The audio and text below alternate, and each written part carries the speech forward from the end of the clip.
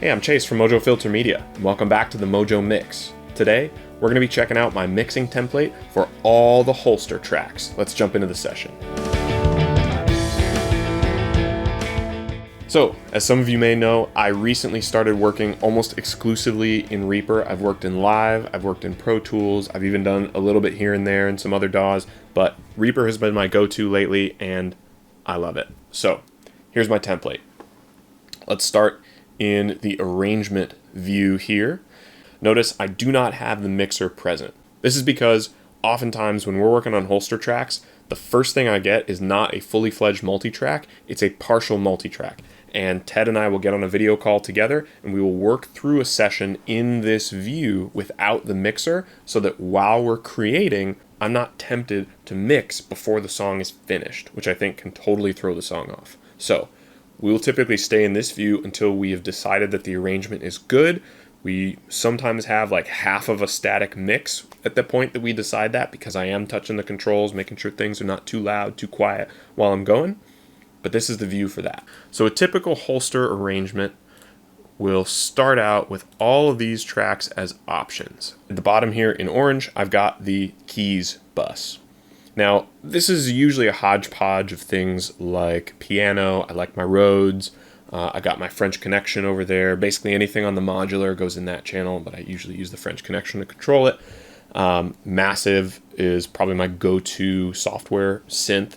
And really anything else that gets thrown in that category will typically sit on the keys bus. Going up from there, we've got backup vocals. My background vocals are light yellow. Now, I used to mix where I had one bus for all the vocals, including background. I've since moved to having a separate bus for background and lead vocals.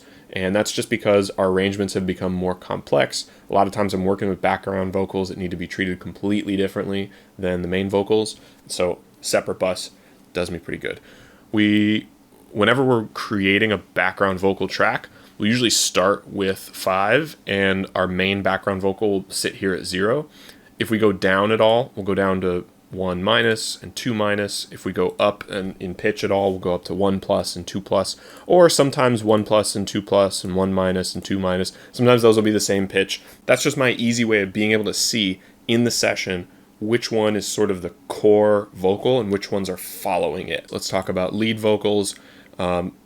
Another recent development, we've been doubling a lot of vocals. We've been doubling some things on some tracks, and it's really nice to just already have everything right there ready to go. For my drums, right now I have a setup where I've got Battery, which is my go-to software drums, and I've got everything routed from Battery to go to separate channels based on what part of the drum kit it is. Now, if I'm working with real drums, I will just kill the Battery track and I can use the exact same tracks because I've got things for 2 kick mics, snare top and bottom, cymbals, rides, crash, toms, hi-hat, percussion. The one thing I will add if I'm using real drum tracks is they'll usually come with an overhead, and I'll just add a separate channel for the overhead. That usually just pop it in right there, make it the right color. Guitar bus. We usually have a couple of guitar tracks. I have an AX8 down on the desk below me that I'm borrowing from Alex right now. So I do currently have this track set up so that I can have guitar 1 come in through my audio interface. It gets recorded directly into Reaper. It gets sent through to the AX8, comes back in, so I've got double guitar tracks. In fact, let me just demo that real quick.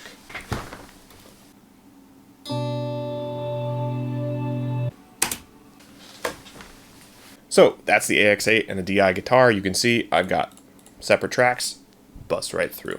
Next we've got our bass, one bass track. It's into a bass bus because occasionally I'll add like a synth bass or something, but if I don't know right off the bat what that's going to be, I don't usually leave a track in there, but it's just nice to have a little extra control. And then we've got all of our echoes, reverbs, delays on these sub-master tracks, and then of course the master here. And the reason I leave the master available in the arrangement is because occasionally I will do some automation on the master track, things like fade in, fade out, stuff like that. That's the arrangement view. Let's go into the mix view. Go ahead and expand some things out. As you can see, no real plugins on anything at this point. I do leave Waves Tune in the channels for the vocals, but I'll leave it off while we're creating and arranging. That's just there because I usually do like to tune up vocals a little bit right when they come in. For the drums, I have some go-to plugins for drums. I don't leave them on here because I have been changing them a lot. Guitar Bus, one of the plugins that I'll usually add in here, and I've struggled whether to leave this on the template or not, is I really like the Waves GTR tool rack. This is amazing. It's how I get a whole lot of different guitar tones. I make sure Ted sends me DI guitar with nothing on it, super dry, because I like the consistency that I get from using setups in here. Again, I can do another video on some of my go-tos there. I did a Mojo Mix video on how I got the Sweet Side Eyes guitar tone, I think, and I talked about using GTR. Bass, again, I use GTR. This one is a little bit more ubiquitous. I'm pretty much always using these settings for a lot of the holster tracks. If I'm doing something different, it's usually on a different bass track. This is it. I will occasionally as well throw a limiter in there. This one is bypassed right now for compositional purposes, but I do like to flatten out my bass track, make sure that the transients are audible, the sustain is somewhat audible but not muddy, and just really being able to control the back and forth between that. This is the fun part. Let's talk delays, reverbs, echoes, etc. This is my go-to room reverb. It is the R-verb room with these settings. Let's talk about the hall and plate next. I should probably move that there. I use this hall all the time. I use this plate all the time. And this is a true verb hall. This is the R verb plate. And one of the things that I've done here is you can see there's a sort of EQ after the reverb, but before the reverb, I also have an EQ. And the settings that I usually use here, I've been playing with low shelving into the reverb from like 2K, 3K, just making it nice and dark, which is sort of the opposite of the way I was taught to use reverb, but it ends up really cool. All right, real quick. I got this new CLA Echosphere that came out the other day. I've been using this a little bit on some new stuff. I'm still exploring with it, but I really like the tone and the sound of it. Just still experimenting with settings, so I've got it on the Vocal 2 default there, and then usually run backup vocals through this, but I play with the settings. It's not really a go-to yet.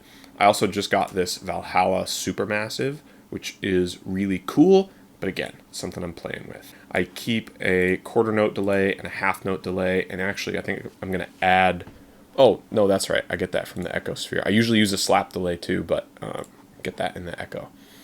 So, my H delay, quarter note, and half note delay.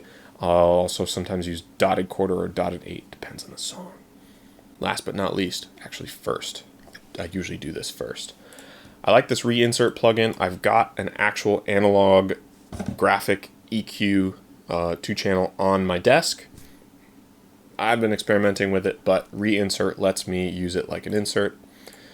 Solid EQ, that's been my go-to recently. I like this stereo bus shimmer, and I usually mix into it.